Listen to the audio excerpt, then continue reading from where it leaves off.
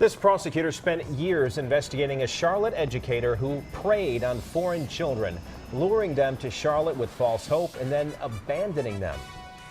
That poses a risk for the country because you don't know who is in the country.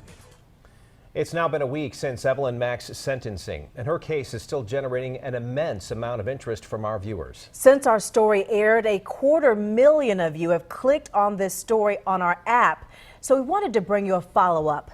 Channel 9's Brittany Johnson sat down one-on-one with the prosecutor in this case. He says he hopes the case sends a strong message.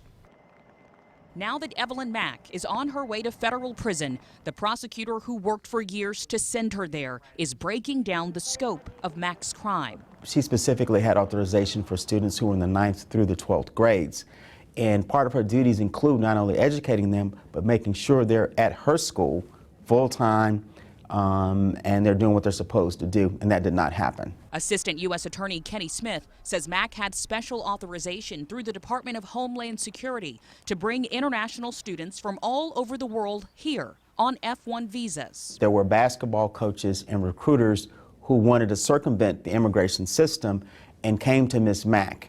And Ms. Mack was willing to use her status. Mack admitted to accepting $1,000 each to file fraudulent documents that helped 75 students come to the U.S. None of them ended up at her school. That's a problem because you have high school students, 9th through 12th grade, from all over the world who are in the United States, and the State Department does not know where they are. That poses a risk for the country because you don't know who is in the country. Mack's attorney argued the coaches involved in the recruiting ring also needed to be brought to justice.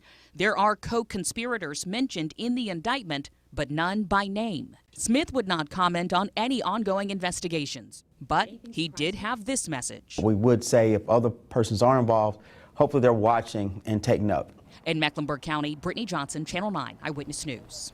Now, we looked in the indictment. It shows that prosecutors did find 2 of the 75 students that they say Mack got into the country illegally. One was at a school that was not authorized at all to host foreign students. In court last week, we found out another student is now homeless, living in New Hampshire.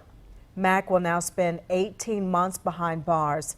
Now, you can see our ongoing coverage of this case on our WSOC app.